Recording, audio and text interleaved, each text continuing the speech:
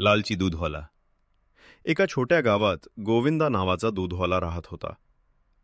गोविंदा गावातील लोकांसाठी सकाळ संध्याकाळ दूध आणायचा आणि विकायचा.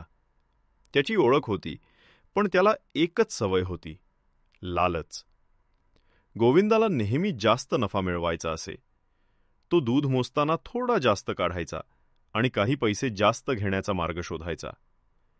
लोक सुरुवातीला त्यावर लक्ष देत नसत, कारण गोविंदा चांगला बोलणारा आणि हास्याने भरलेला होता.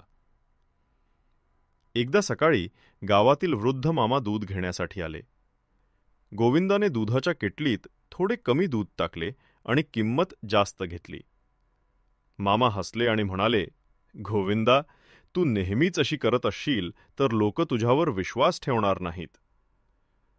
गोविंदा हसला आणि म्हणाला, अरे मामा, थोडीशी तर सगळी माणसं करतात. मामा शांत बसले, पण त्यांचे डोळे काहीतरी सांग. त्यानंतर गोविंदा रोज नवे नवे धंदे शोधू लागला. गावकऱ्यांना जास्त पैसे देऊन कमी दूध मिळत होते, पण त्यांनी एकदम लक्ष न दिले. गोविंदा खुश होता, पण त्याच्या मनात फक्त पैसे आणि लालच चालू होती. एका दिवशी गावात नवा शिक्षक आला. शिक्षकांचे नाव होते श्याम. श्याम हे खूप हुशार आणि प्रामाणिक होते. त्यांनी गोविंदाला पाहिले आणि लगेच लक्ष दिले की गोविंदाच्या दुधात काहीतरी फसवणूक आहे. त्यांनी एक योजना आखली. शिक्षक श्यामने गावकऱ्यांना समजावले, जर आपण सगळे गोविंदावर विश्वास ठेवतो पण त्याची फसवणूक न रोखली तर तो अजून जास्त लालच करेल. गावकांना काहीसा भीती वाटली, पण त्यांनी शिक्षकाचे बोलणे मान्य केले. त्यांनी ठरवले की गोविंदाच्या दुधाची चाचणी करणार. दुसऱ्या दिवशी सकाळी श्यामने एक सोपा प्रयोग केला. त्यांनी गोविंदाला दूध विकायला सांगितले, पण प्रत्येक घरात लोकांना दुधाची तपासणी करण्यासाठी लहान ग्लास दिले. गावकऱ्यांनी दूध मोजले आणि लक्षात आले की गोविंदाने थोडं कमी दूध दिलंय. लोक खूप रागावले. एकाएकी सर्व गावकऱ्यांनी गोविंदाला समोर घेऊन विचारले, हे काय करतायस? आम्हाला फसवतोयस का? गोविंदा गोंधळून गेला.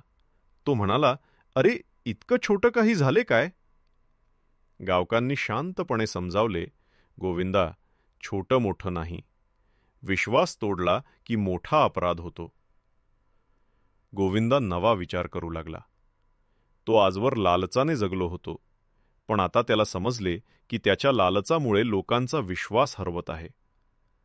तो घरी परत गेला, पण मनात अजून काहीतरी बदल होण्याची गरज होती. दुसऱ्या दिवशी गोविंदा सकाळी उठला आणि सर्व लोकांना मोफत दूध वाटण्याचे ठरवले. काही लोक आश्चर्यचकित झाले, काही हसले. गोविंदा म्हणाला, मी चुकलोय, आता मी प्रामाणिक राहीन. गावकांनी पहिल्यांदा थोडं शंका केली, पण हळूहळू त्यांनी गोविंदावर विश्वास ठेवायला सुरुवात केली. गोविंदा आता फक्त नफा न पाहता प्रामाणिकपणे दूध विकू लागला. त्याने शिकले की लालचाचे काहीही फायदा नाही आणि प्रामाणिकपणाने विश्वास जिंकणे जास्त महत्त्वाचे आहे.